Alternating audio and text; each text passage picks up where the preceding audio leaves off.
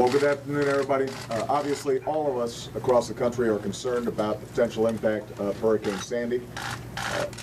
This is a serious and big storm. And my first message is to all people across the eastern seaboard, mid-Atlantic, going north, that you need to take this very seriously and follow the instructions of your state and local officials, because they are going to be providing you with the best advice in terms of how to deal with this storm over the coming days. We just had an excellent meeting with the FEMA team here, the various agencies that are in charge, including the Department of Defense, Department of Energy, and others that are going to need to respond very quickly.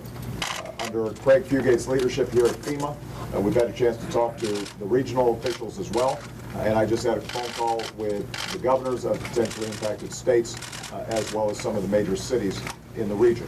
At this stage, everybody is confident that the staging process, the pre-positioning of resources, commodities, equipment that are going to be needed to respond to the storm are in place. But as Craig has emphasized, this hasn't hit landfall yet.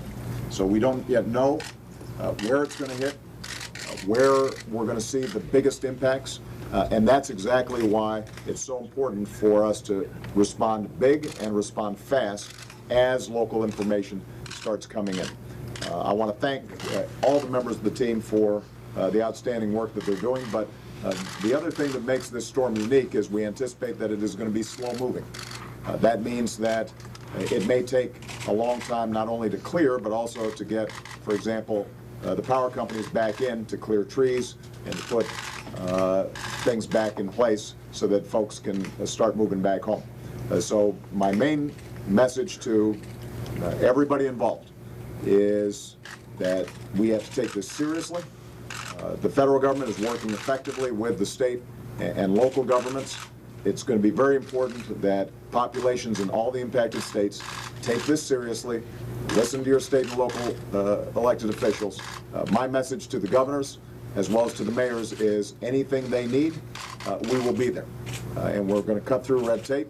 We're not going to get bogged down with a lot of rules. We want to make sure that we are anticipating and leaning forward into making sure that we've got the best possible response to what is going to be a big and messy system. So again, thank you everybody. Craig, would you like to add something?